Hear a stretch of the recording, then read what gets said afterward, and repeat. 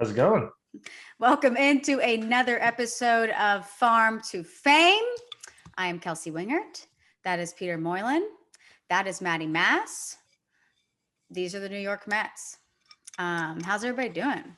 I'm great. I just got back from Charleston. Literally Good. just got back from Charleston. Got out of the car and into the pod seat. So I am really well prepared for today and going to rely very minimally on the two of you. Awesome. We love to hear that. Maddie, how are you doing? Good day. Are you crooked or is the banana holder crooked behind you? That's not a question I thought I'd ever hear on this podcast. I'll be honest with you. It's definitely crooked. Okay.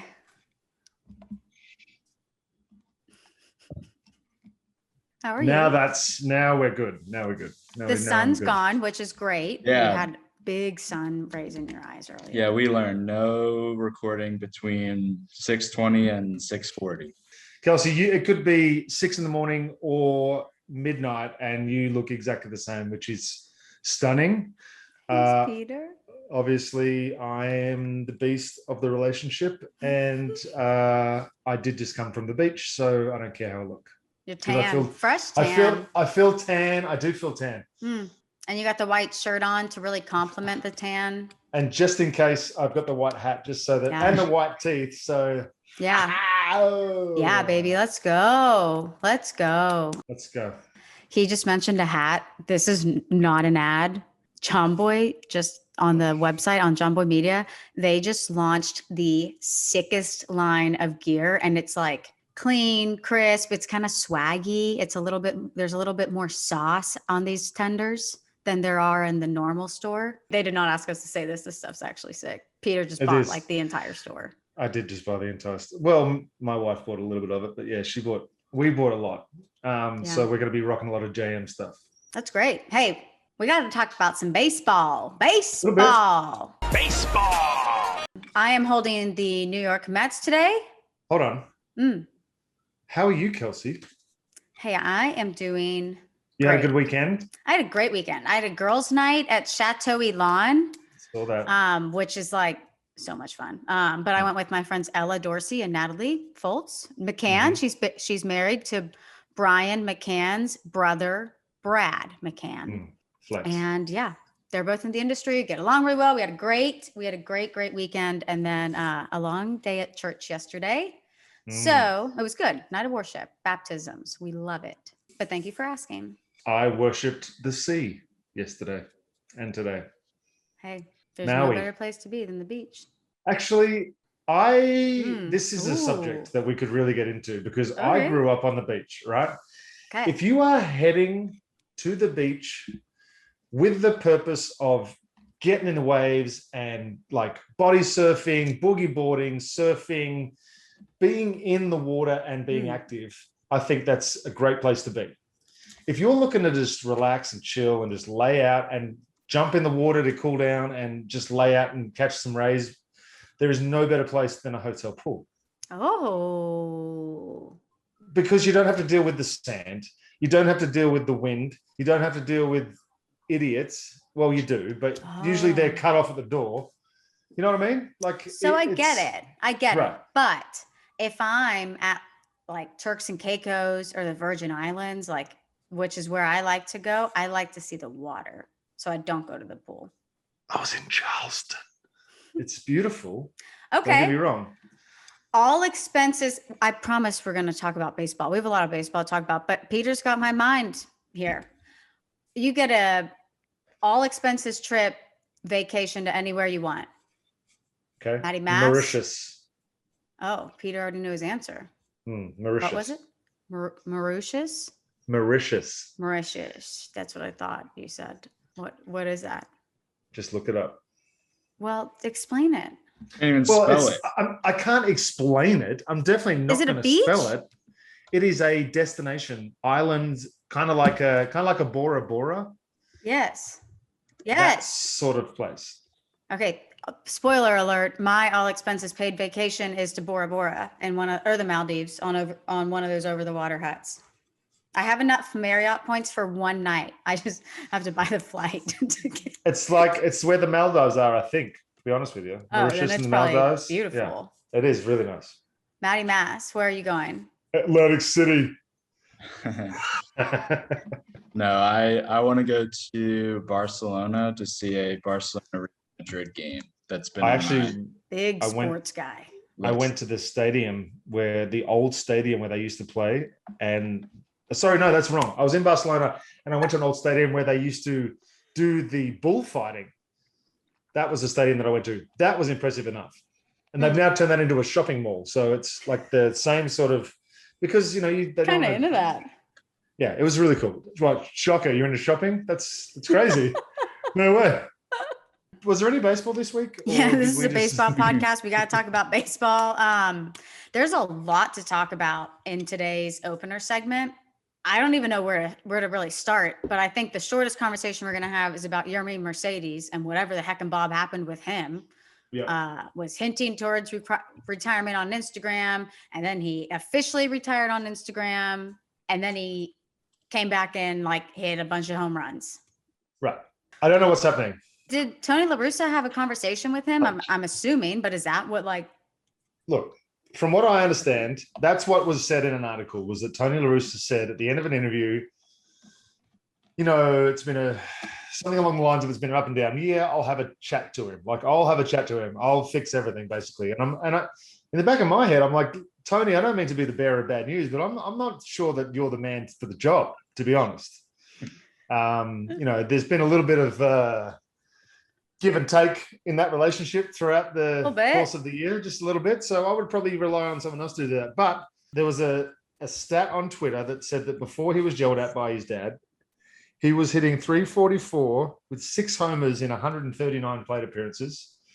And after he was reprimanded for being himself, he hit 190 with 1 home run in 118 appearances. So I don't know. It's not that is not the absolute reason why he's struggling, or did struggle at the big league level. But, you know, you have a guy that's thriving in an environment and loving life, and all of a sudden one little thing, and it's like, well, you've just fucked with what the spark was. Like, maybe that was your spark, but the White Sox are still winning, and they're gonna probably add at the trade deadline too. So it's not like they got Eloy back today. So it's like they're trending in the right direction. Yeah. Even with all the bullshit that's going on around them. Yeah.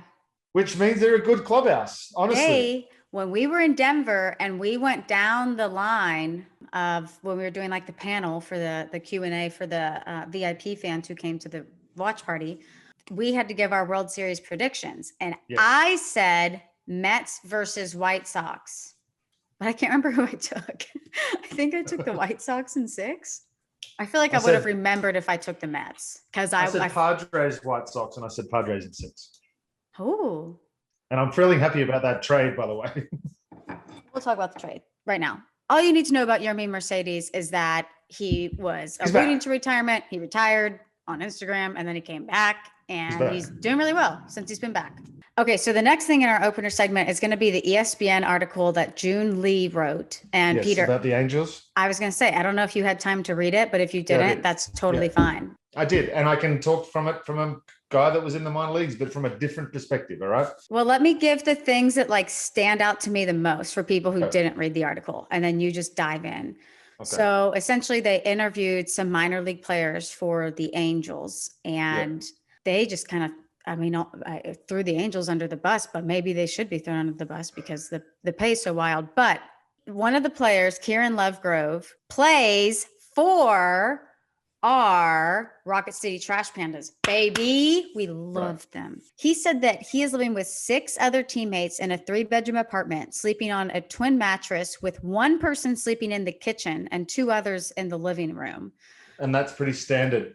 Yeah, and there's people that are living in their cars. There are people living in trailer parks for these baseball organizations. And then another thing they're saying is, you know, when you're an athlete, you have to be having a high protein intake. You need to be having a high caloric intake to make up for everything that you're losing, that they're only fed like 1,200 calories a day. And I mean, the stuff that he came was stuff that we've heard before, but it was in such detail, and it was so powerful because it's coming from a current player living through this and saying like, this is my life right now. Mm-hmm. Was there, what else did I miss that was really cool in there? The, Not cool. That but was notable. no, not cool, but that was the gist of it. And that's so my experiences, right? I first come over here as a 17-year-old. I am living at a home for the first time. I'm living in a hotel. I'm getting all my meals supplied. And I'm living in a hotel, obviously, but I have to pay for it out of my board, out of my check. I was making $850 a month in rookie ball. But when they took all the expenses out, we got paid every 2 weeks. My check was $123 every 2 weeks. Wow. So it was tough sledding in rookie ball, but we had housing and food provided at a budget because they were buying it in bulk and giving it to all of us. So we still had a little bit of spending money. It was livable, right? Fast forward to the next time I come over to the minor leagues, I'm in AAA. I've signed as a free agent. I'm making $10,000 a month. And I'm able to go and get my own apartment, right? So that's the disparity. So the first time you get to AAA, I think you're making $2,250 a month, of which you have to then feed yourself, clothe yourself, or maybe buy some clothes if you need them. You have housing, you have everything that's involved with normal expenses of living, but you're making $2,200 a month, and you only get paid for 6 months out of the year. So like it's such a shitty pay rate when you break it down hours wise, that it's hard to justify the ignorance from teams, honestly. Yeah. And I mean, I know I saw there was an article that the Astros, like their AAA affiliate we've talked about in my hometown, the Sugarland Skeeters, they're providing housing, like an apartment for all of the players. It's the only way that anyone can survive on the pay scale before you become a free agent and sign a deal that I signed when I came back. What year did you say you were making $10,000 a month? That was 2006. Now there's guys in AAA that make 15, 18, 20, 22, 25,000, 30,000 a month. Okay. There are guys in AAA that are making good money, but it's the younger guys that have come up and haven't played their 7 years yet.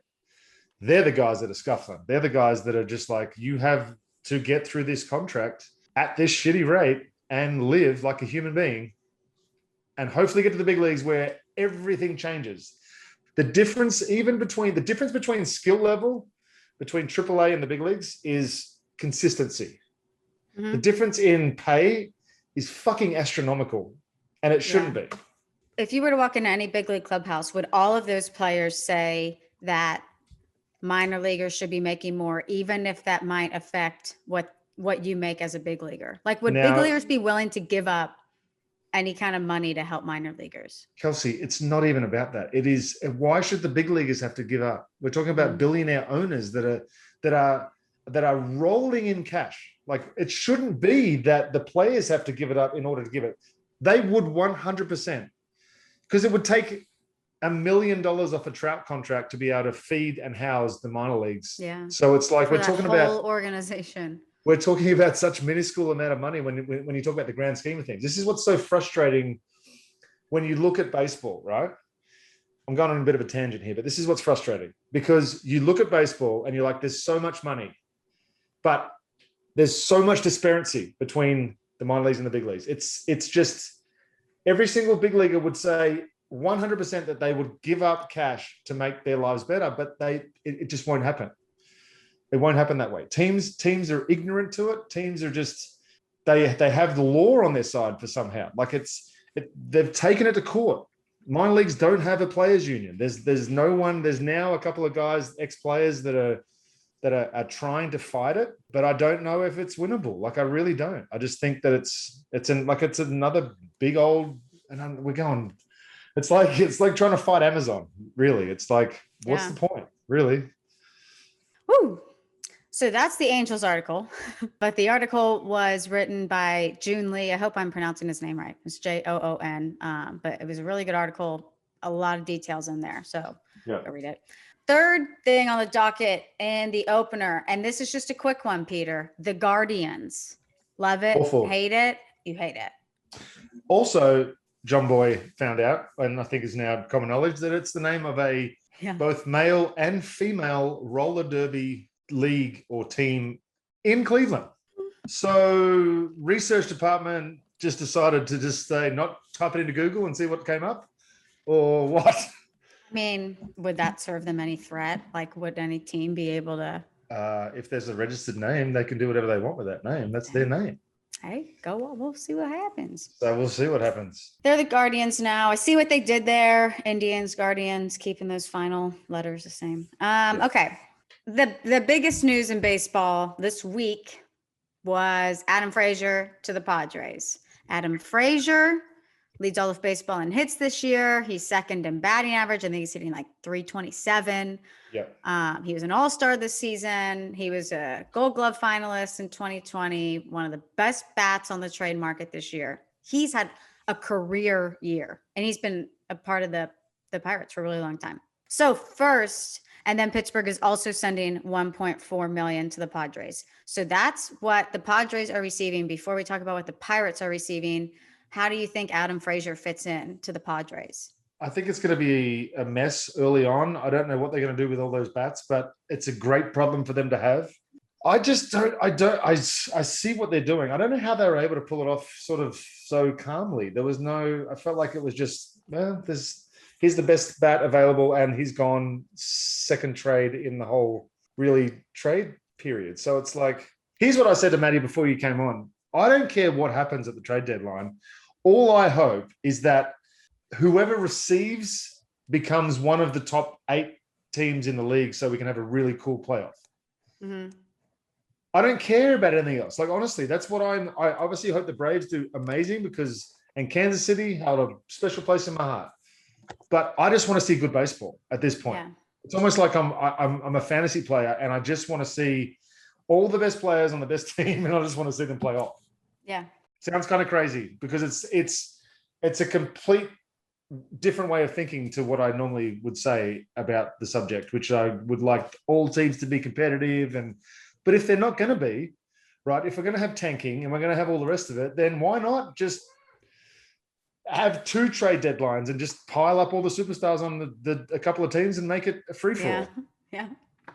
Which is kind of like what the Padres and Dodgers have been doing anyway. Exactly. I'm just very curious to see how he fits in with the Padres. He's second baseman for the Pirates. Exactly. I'm assuming he's versatile, at least on the infield. But Jimmy and Jake mentioned that, he hasn't started any games in the outfield, but he's finished some in the outfield. So he's got some familiarity out there. I mean, he's an athletic looking guy. So I just feel like he could. Yeah, but here's the issue with baseball in 2022 is we've got so many guys playing out of their normal positions. When did we get to 2022? I don't know. Where are we? We're in 2020, aren't we? Did I really say 2022? Did I really just say that? I thought you said 2022, like TOO, but as in also. Right. But then we're in 2021. But then Kelsey said we are in 2020. Yeah. So we're going. This is good. This is good. Okay. My point was, the issue that I'm finding with a lot of teams is that they're stacking the bats and not so worried about defensive, right? They're thinking that they can just move everybody around and they can by shifting, they can do away with whatever fielding negativity a player that they're getting might have. Does that make sense? So by getting Frazier, they're now going to have to put him in a position that he's not really, like, he might be a great utility guy, but everyone has their preferred position and nobody gets to play it at the moment. It's like, well, we know you love third base, but left field is really, really need you. And they're like, fuck, all right, well, I guess I'll play left field. There goes my chance to win. I really want to win a Gold Glove at third base. So I really want to win a Gold Glove at second base. And now I can't because I'm all over the place. And, it's like, that's playing into it now too. It's the confusion of, you don't know what lineup's going to be, but is that the new way we're playing baseball in 2021, which is now? That's the year for everyone.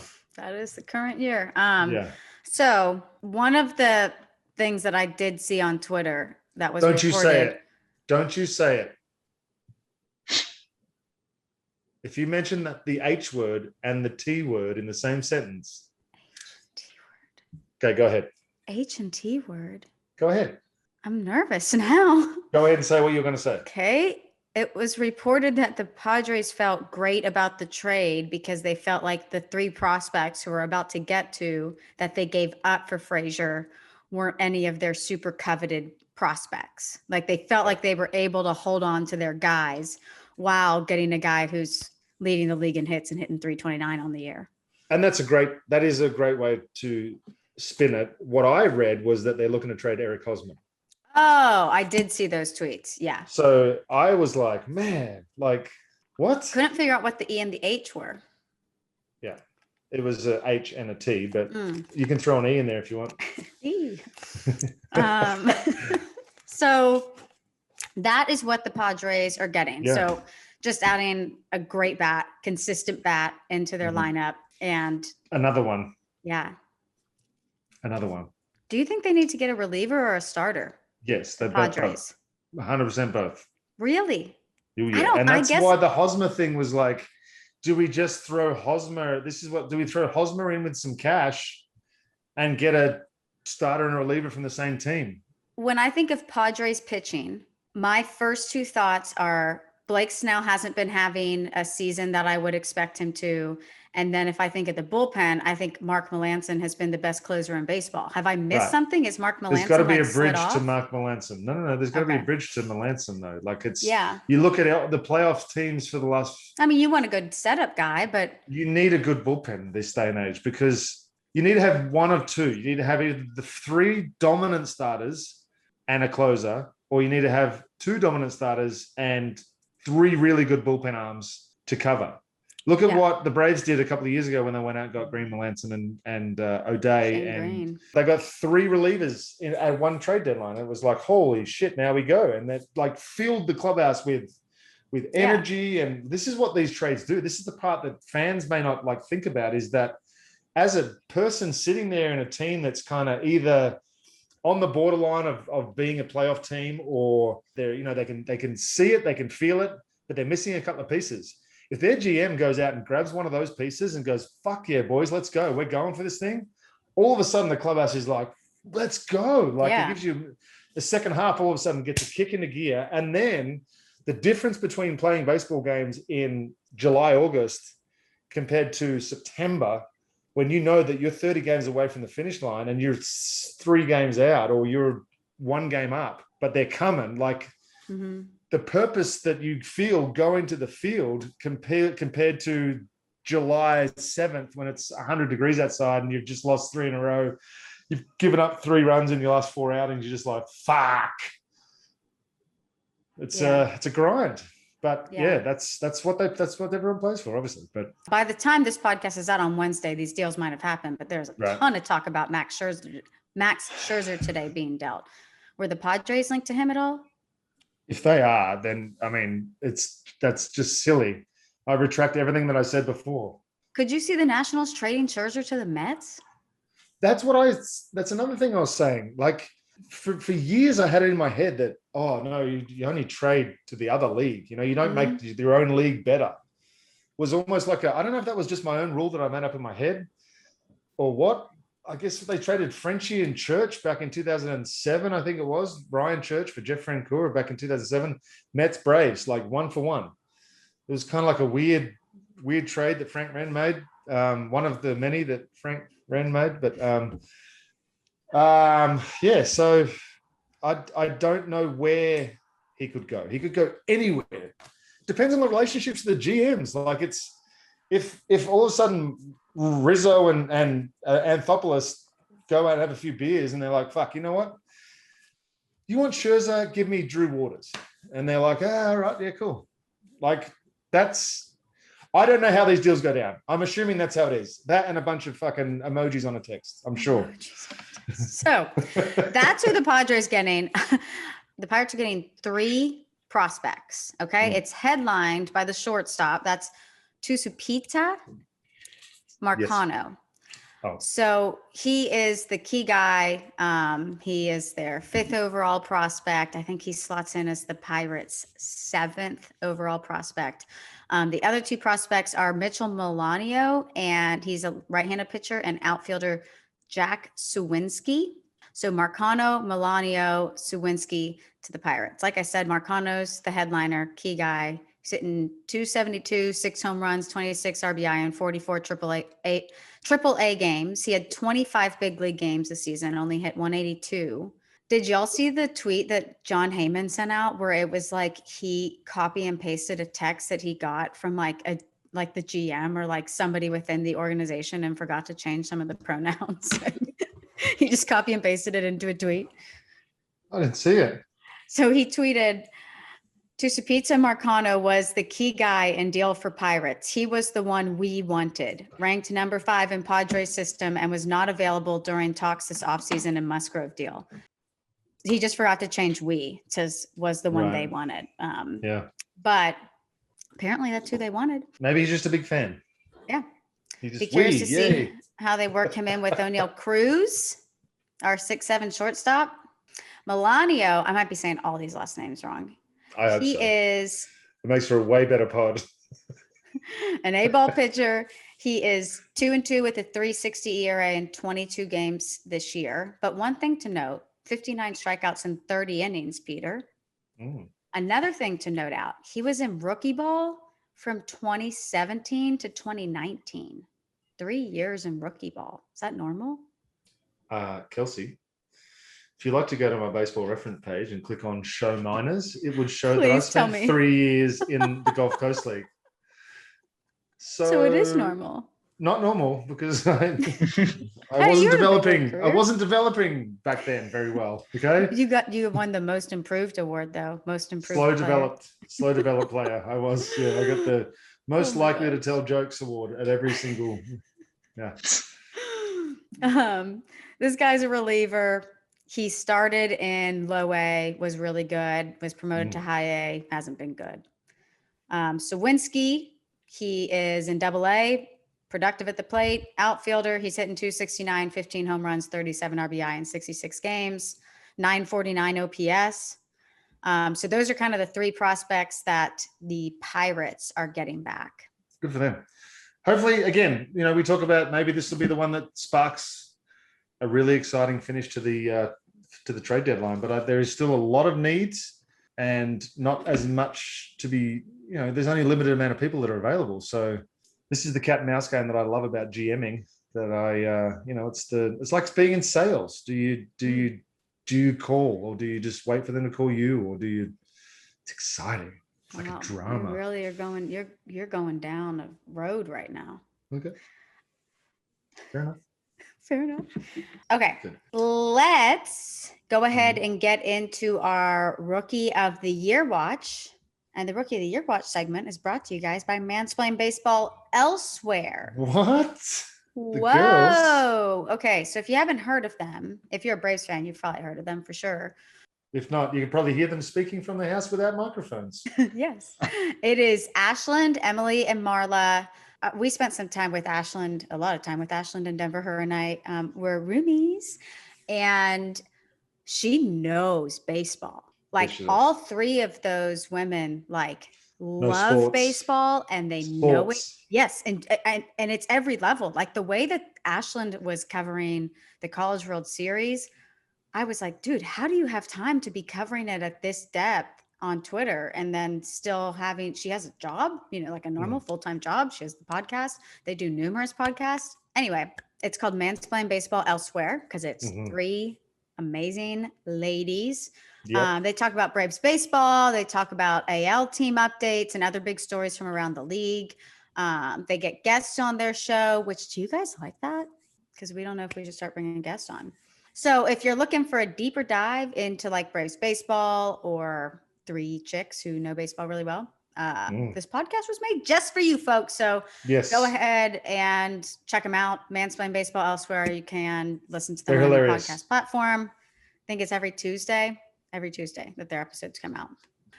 Rookie of the Year watch, Trevor Rogers, Jazz Chisholm are 2 guys that we have talked about this whole time. They're both on the IL. Trevor did make a start this week on Tuesday versus the Nationals. He went 5 innings, gave up 2 runs, 3 walks.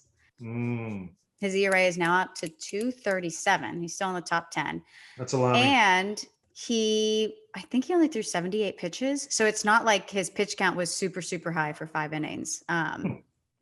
But he has not gone 6 innings in his last 5 starts. But that could be the Marlins strategically doing that for sure. But he's on the IL.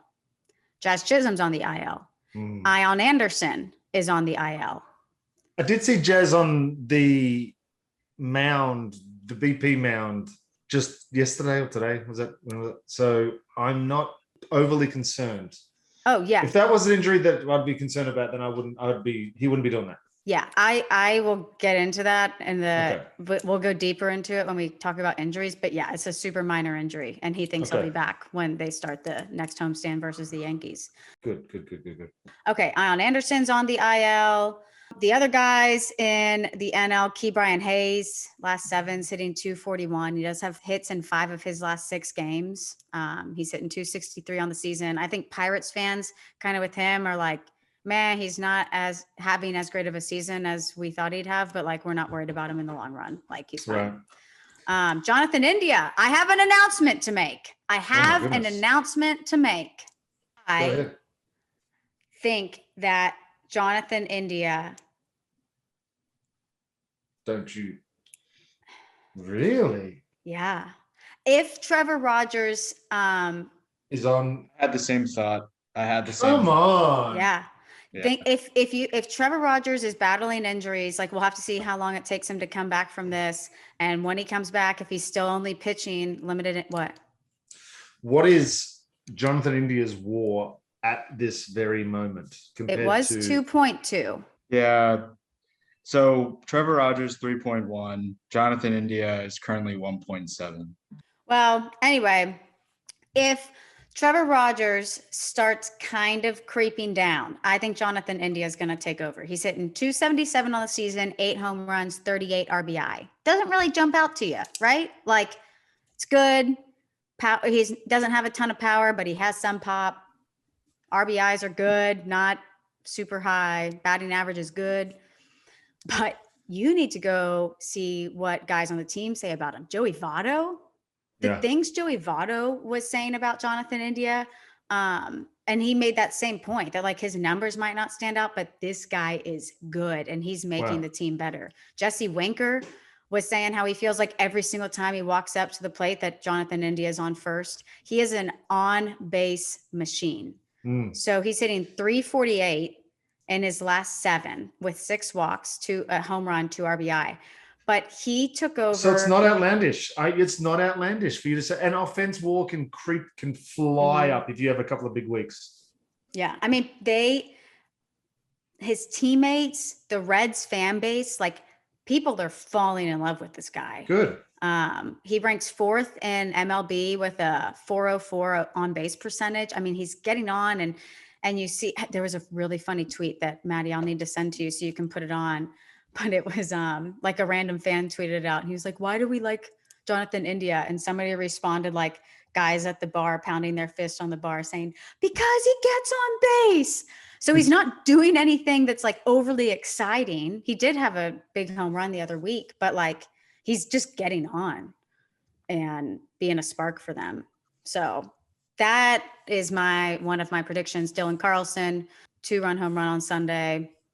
He had a pretty good week. He had 276, 3 home runs, 4 doubles, 10 RBI.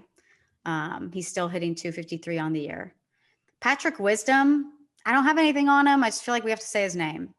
Has he done anything? Is he still doing 7. anything? Okay. He hasn't stood out in his last 7, so I just didn't even write anything down. But he's in the conversation. Okay. AL. Adolis Garcia hitting 154 in his last 7, so we're not going to talk about him this week. Luis Garcia for the Astros versus the Indians, 6 shoddy. Crawfish Boxes, which is like a website, they tweeted out since May 15th, he's 7-2 with a 2.49 ERA across 61 and a third innings pitched. Over that period, among pitchers with at least 60 innings since May 15th in the AL, he's second in ERA to Lance Lynn's 2.29. Okay, so and time to start taking notice. Yeah, well, and not only because of those numbers that he's putting up, but he has solidified a spot in a winning team's rotation that has a For the ton of playoffs. expectations right now. And he's a stud. Like he's Yeah. pitching well. And he's proving that he can go deeper into games more consistently now. That was the knock on him early. I have another question. Okay. Another hypothetical. Justin Verlander. Yeah. When's he getting back? Is he a possible out of the bullpen option for the playoffs? Because it happened during the season last year. Did he have surgery immediately? That'll be the only factor. And I came back after 11 months after my first one. That was stupid, but he's also at the end and he's making $30 million this year. Maybe he might just want to say, you know what? For the chance of winning another World Series, let's see what we can do. Yeah. Am I talking crazy? When did he get it done? No, 3 days ago, the GM said that they're not counting his return out. I hadn't even read that. That's great. Now, the GM obviously can say things strategically, I guess, but Yeah. Yeah, but is that dropping that, thinking that that's lowering their desperation to add at the trade deadline? Maybe that's what he's like throwing that out there saying, well, we don't really need, we haven't ruled out Justin as an option in September yet or whatever. Is that maybe what they're trying, the games that's being played? Who knows? I guess, Who yeah. knows? Yeah. Okay. Y'all heard my prediction earlier, and my prediction came from our resident draft expert, Casey, Okay. that Max Scherzer's going to the Houston Astros. That's Casey's Okay. prediction. Well, that would fit all my stereotypical rules too. So it's I mean, it's what you were basically- just saying. Like, It has to happen. yeah. Okay. So Luis That's Garcia is officially in the conversations. We voted him in this week. Congratulations. Welcome to the list. Akil Baddoo, last seven, 276, 3 home runs, Back. 7 RBI. Peter, Back. are you ready Yeah. for this? Yeah, tell me. Okay. So he's Sauce hitting, me. he has brought his season average up to 272. We love that. Like that's, you're good now. We want you to get to 300, but you're good right now. With runners in scoring position this season, Yeah. please guess what Akil Baddoo has done. Actually, don't, because you might ruin it. Okay. Well, Okay. Like if you Thanks. said something you higher or wasted the something. good surprise on you. Okay. Yeah. Okay, cool. Thanks. Yeah.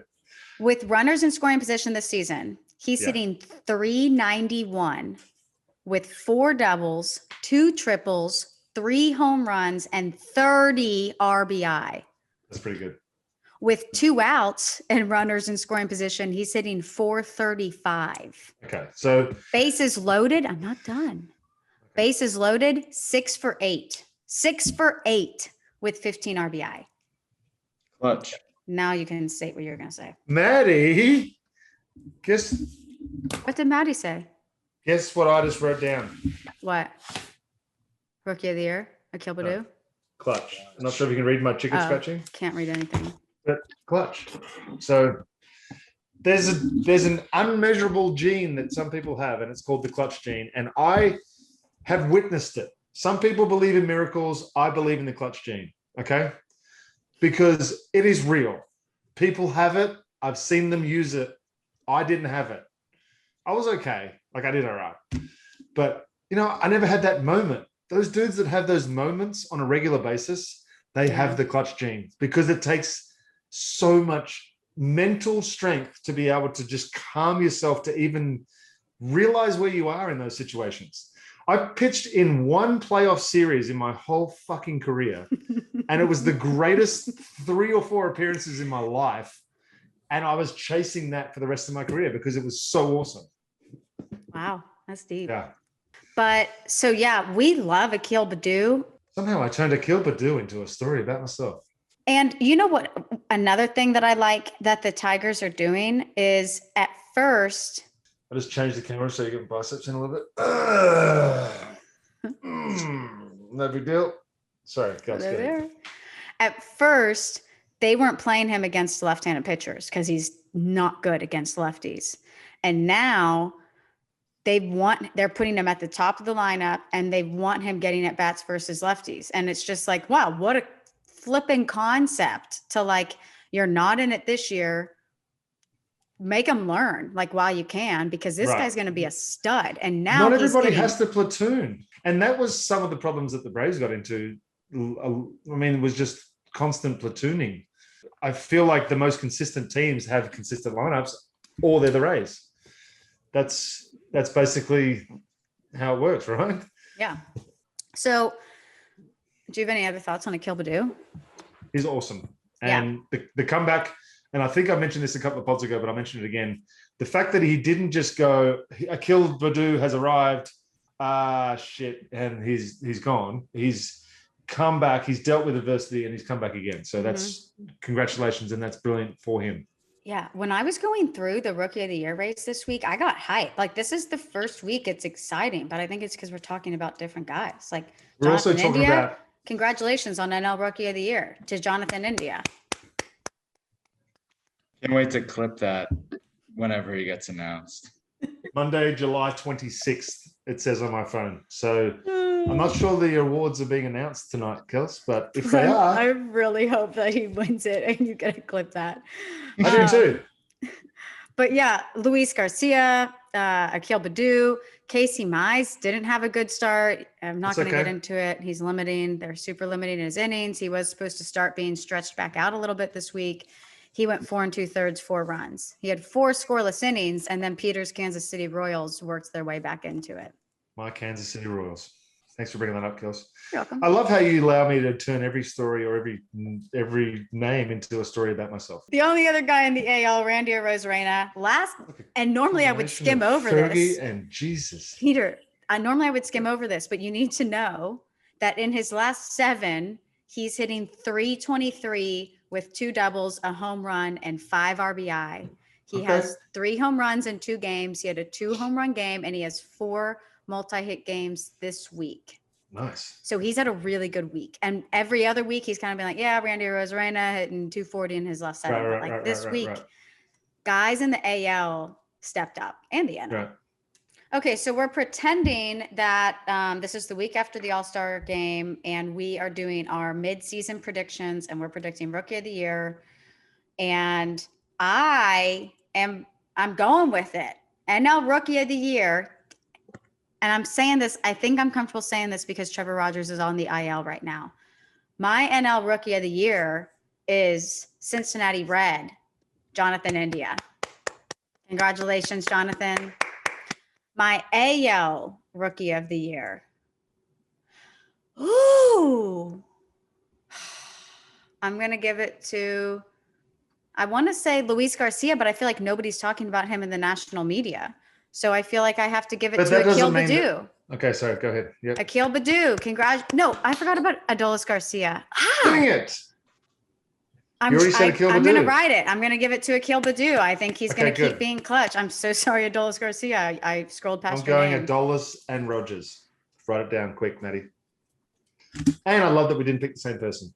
Yeah. And I love that we get to fight that out. I took some flyers, though. Okay. So let's go ahead and get into our top 10 prospects of the week. Yeah. Peter, do you want to start or do you want me to start? Because I have a really good guy. Absolute bangers. So you go ahead. You go ahead, please. Okay. Prospect number 1 on Wing's list. Justin Foscue.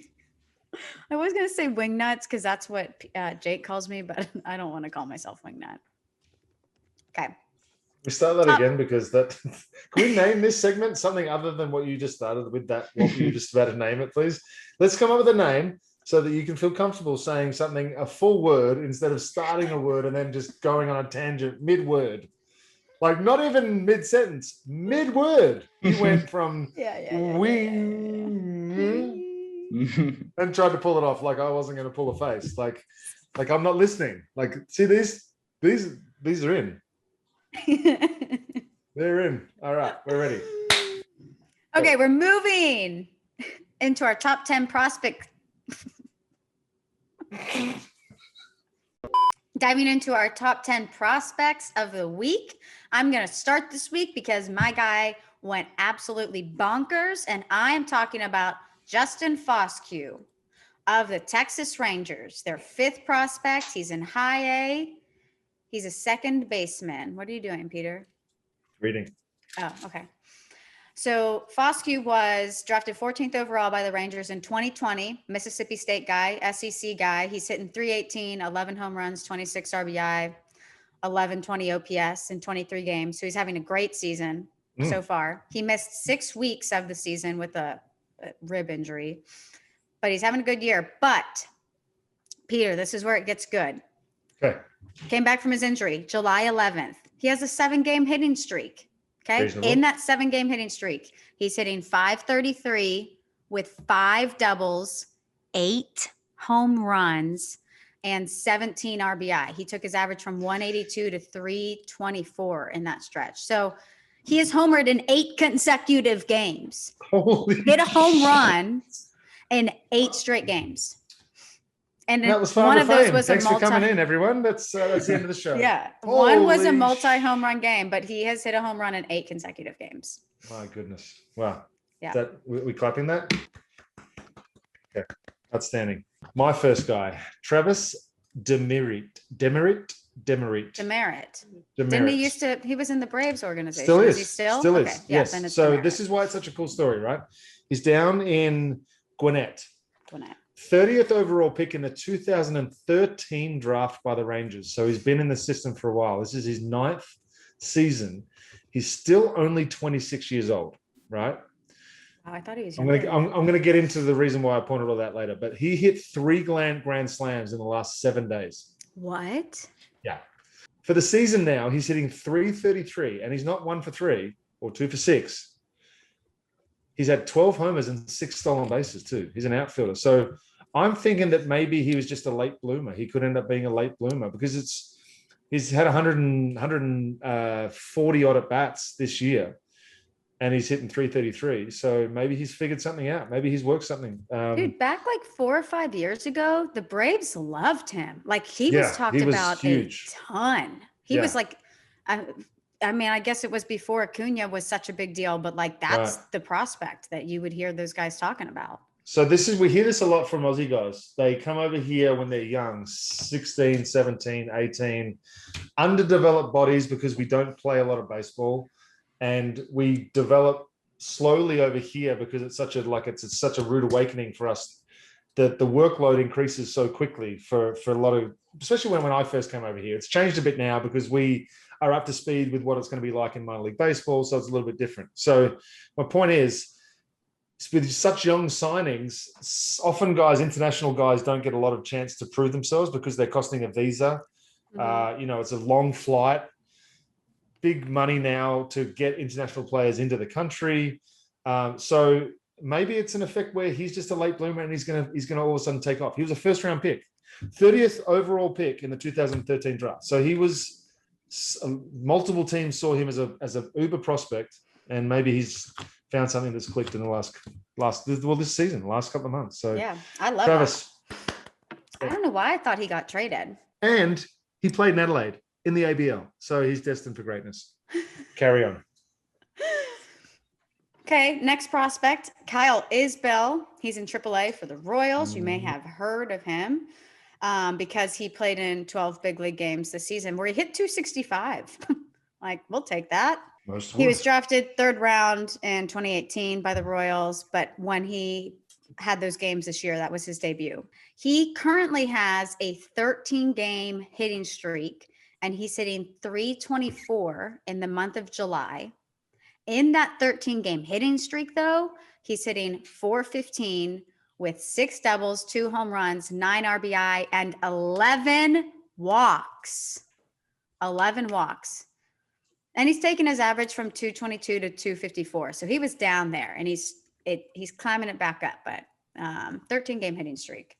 Matty, did the minor league guys get an all-star break? Yes. They didn't get an all-star game, but they got an all-star break. Yeah. And there's no playoffs this year, right? Why would there not be playoffs? Did I read that somewhere that there's no minor league playoffs? Why would there not be playoffs? Because of COVID. I don't know. That's what they said, that They're they not don't gonna want play a to. whole regular season and not have playoffs. I guess they can have it so because it's all planned, the regular season's planned, whereas there's so many moving parts when it gets to playoffs that they don't want to have to. I don't know. Am I drunk? No playoffs in the low levels. Rookie. Okay. That seems so pointless to me. Yeah, but it's better I than know last they year, need to Kels. develop. They didn't play last year, but like as a player, I'm like, man, we can play a regular season. I want to play in the postseason. Yeah. No, okay. So they started the season with no playoffs. That's staying the same for the rookie leagues, but otherwise we'll have a postseason best of 5 series for the 3 levels, which will start at the end of September. That's right. Nice. You're right. Good job, Different Peter. reactions there. The only reason I say that is because whatever the guys did in these All-Star breaks, they've come back and they are feeling pretty good about themselves. Your turn. Okay. Jhailyn Ortiz, who was not drafted, he was a free agent signing out of the Dominican Republic. I'm going to do this a little bit differently. I'm going to go season first because what he's doing is pretty good. Okay. Okay. Season, he's hitting 260 with 18 jacks and an 875 OPS. For July, he's hitting 286 with 12 of said 18 jacks Wow. and an 1100 OPS. In the last 3 games, he's 6 for 14 with 5 of those jacks and 11 RBIs in the last 3 games. Wow. So fair to say he has had a fairly good July and it's getting better for him. So I can't wait for August. August, baby. You in Okay. August, baby? June. Reid Detmers. Yes. Reid Detmers, the Angels' top pitching prospect. He's in AAA. Drafted 10th overall in 2020 out of Louisville. Okay, Mhm. so 12 starts for our Rocket City Trash Pandas. 12 starts in AA. He went 2-4 with a 3.50 ERA, 18 walks to 97 strikeouts over 54 innings. So the guy's like the girl. 97 strikeouts over 54 innings. That strikeout total led all of AA South and ranks first amongst Angels minor leaguers. He did make the Futures game, so he was in Denver, and he pitched in relief for the American League, and he struck out both hitters he faced. But the reason he is in our list this week is because he made his AAA debut after Ooh. crushing it in AA and went 6 shutty in his AAA debut on 91 pitches. He had 9 strikeouts, no walks. So now his season total strikeout is 106, second to only Glenn Otto for most in the minors. So Wow. AAA debut, 6 shutty. Let's go. Nice. Let's Well go. Congratulations. That's outstanding, Reid. He's going to be a friend of the pod soon, no doubt. My third guy, Zach Veen. Sick name. Mhm.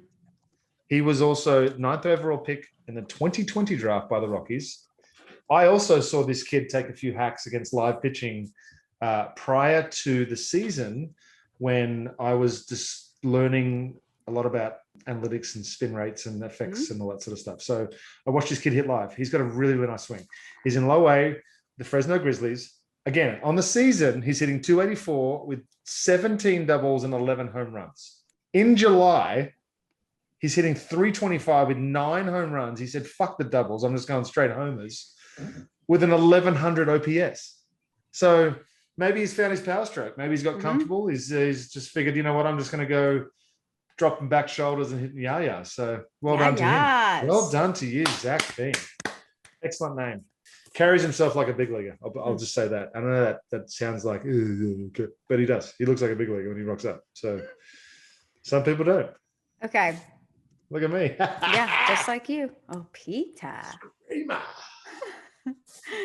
Ronny Mauricio for the Mets. He's in high A. He's a shortstop. He's 6'3", another tall shortstop. July 11th through the 22nd, he hit 425 with 3 doubles, 2 home runs, and 11 RBI. He took his batting average from 216 to 251. He had 8 multi-hit games in that stretch.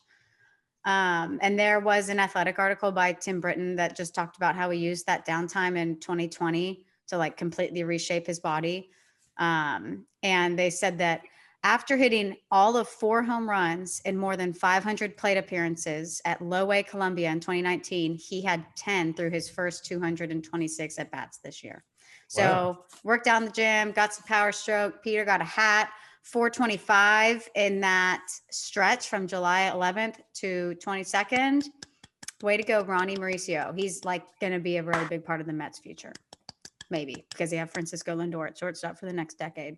So maybe trade. I've spent most of the years since I retired transferring my body into what you see now too. Mm-hmm. So Yeah. I know what he's going through. Yeah. Mauricio, well done. Mhm. I get to talk about a couple of Braves for the next two guys, so this is going to be cool. One guy may not be a Brave for much longer, but Drew Waters was the 41st overall pick of the 2017 draft by the Braves. He is down in Gwinnett, where he has been talked about for years in trade talks. He has been talked about for years about being a top prospect. And I think the last couple of weeks, he's sort of ran into the baseball very, very well, especially the last 3 games. Season, he's hitting 256 with 15 doubles, 8 home runs, and 27 RBIs. The last 3 games, he's got 7 homers, and he's hit 5 of his 8 home runs on the year this month. So that stroke that he's been trying to find, I think we found it.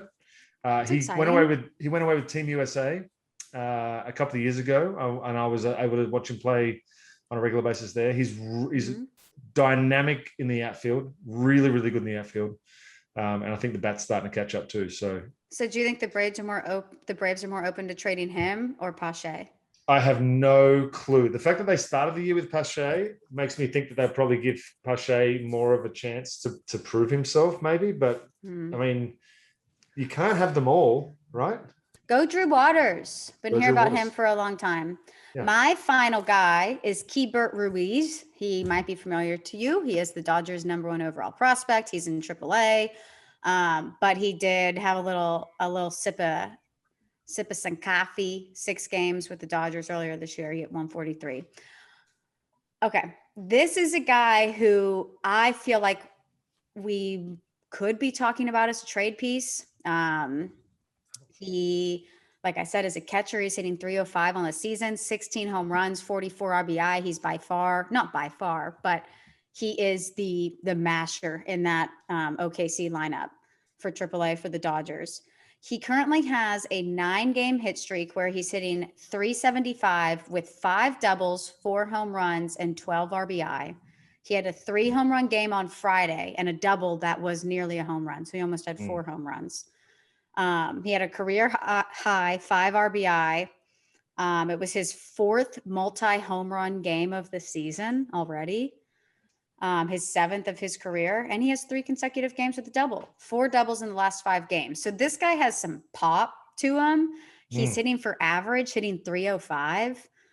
He's a good catcher, but it's just been weird because that really hasn't been like a huge position of need this year, but he could be a trade piece with those numbers he's putting up at the plate as a catcher, especially. So that's the issue, right? Is that you very rarely trade for a young catcher to make an impact that year. Yeah. Young catchers are thrown in for future teams, not, hey, we need to go get a young catcher to fill our lineup. Yeah. So he may be trade piece, but it may be them getting something rather than the team that he's going to wanting him to make an impact this year. Good point. Yeah. Thanks. My next guy. That's Kiebert. Your next guy. Yep. My next guy. My man, Tuki Toussaint. Tuki! Love this for him. Another amazing name. You want to talk about a guy that has turned it around. He has had multiple cups of coffee in the big leagues, starts out of the bullpen.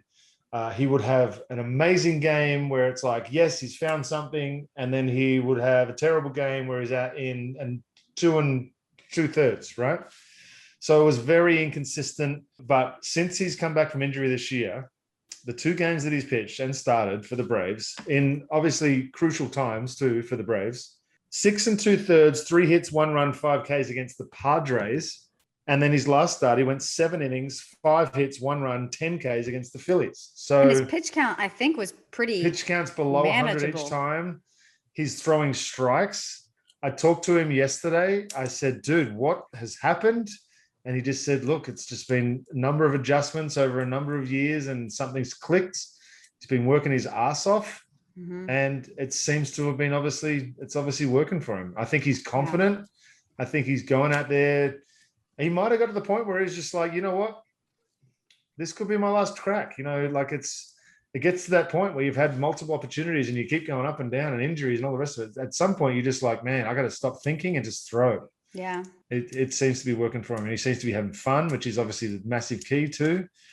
this is a game still. So Yeah. the fact that he's enjoying himself and he's having success, on more power to you, Tuki. Outstanding. Yeah, I like Touki a lot. I like him a lot. He's a good person. And he's somebody who like I will always root for. And he has sleepy sauce. Like he got some swag to him. Okay. Those are our top 10 prospects of the week. Once again, curated by Maddie Mass and only Maddie Mass, and you won't find that anywhere else. Great job, Maddie. You absolutely nailed it again. That was a good week. This was a lot of good information this week so far. So 2 more things to get to, and we'll get to them quickly because we know this has been a long episode and Maddie Mass's eyes and ears are probably bleeding, thinking how much he has to edit. We're doing it late too because of my fault. I was in Charleston. Probably noticed from the tan. We mentioned earlier, Trevor. Instant Hasselhoff vibes though, right? For audio only, Peter is slow-mo running like he's on Baywatch. Don't know why he started that. We told you about the injuries earlier to Trevor Rogers and Jazz Chisholm. So Trevor Rogers, he was placed on the 10-day IL with lower back muscle spasms on Saturday. He said he felt it while throwing a bullpen session on Friday. So we have no clue the timeline on his return. So that's Trevor Rogers who's hurt. Jazz Chisholm also with the Marlins. His injury, he was diving. He was trying to make an amazing play. It looked sick. Would have been so sick. And he hurt his shoulder. But the good news is, I mentioned it earlier, the injury is considered to be minor. He took ground balls on Thursday for the first time since the injury. Peter saw him on a mound somewhere. Just to clarify, he was on the BP foam, not foam, but probably fiberglass mound. Okay. Pretending to pitch. So he wasn't throwing a bullpen or anything like that. Carry on. Jazz Chisholm did tell reporters that he expects to be back on the field. The Marlins start their next homestand versus the Yankees on the 30th. That's the first game he's eligible to be activated. So their plan is to probably have him go on a rehab assignment when the Marlins are on the road for a 2-game series versus the Orioles on Tuesday and Wednesday. Then hopefully our king is back. Ion Anderson played catch in Atlanta. Snit said his shoulder felt really good. He could throw off a mound soon and not miss much time. That's good for Ion Anderson and the Braves.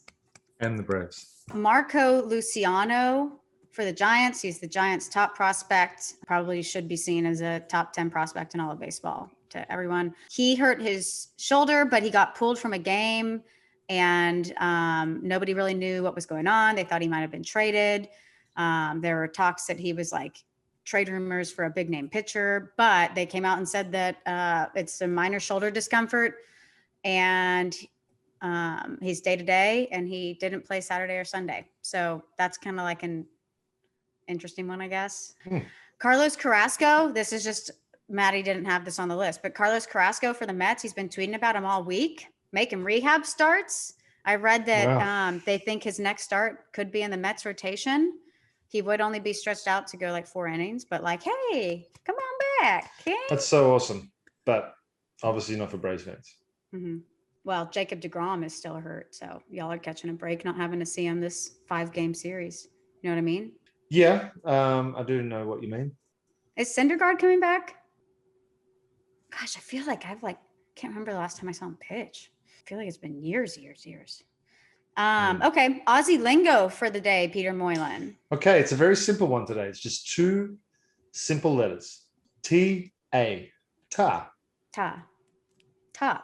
That is, yeah. Yeah, what? Like ta. Ta means yes. Maddie? Ta's the name for cows. As in milk producing specimen. Yep. Okay. No, that's incorrect. Ta, I thought it was worldwide because I still to this day use it when I'm in Australia. It means thank you. And it's mainly used for little kids who can't say thank you yet. So they say ta to learn how to say thank you. Yeah. I love this one. That's a good one. Thank you. So I can't say it as an adult? Absolutely you can. I still say it to Mandy or I say it around. I say it with puppies. I say it with little kids because they can't understand thank you or please. Say it in a sentence, like you're pretend that I'm 4. Hey, can I please give me the lollipop? Hand it up, ta. ta, ta. There you go. See, look.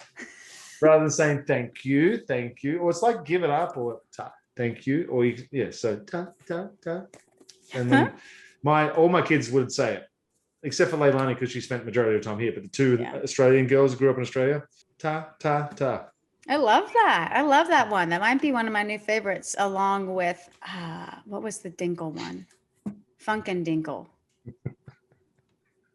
They're dinkum. They're Dinkum. But we can start our own. Maddie Mass. Hashtag Funk and Dinkle.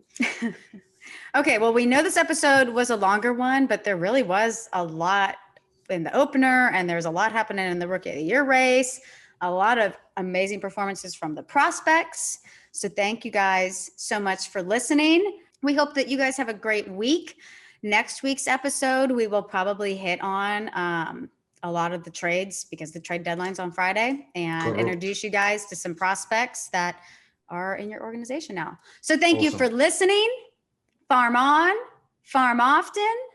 We'll see you on Wednesday. I can't wait. It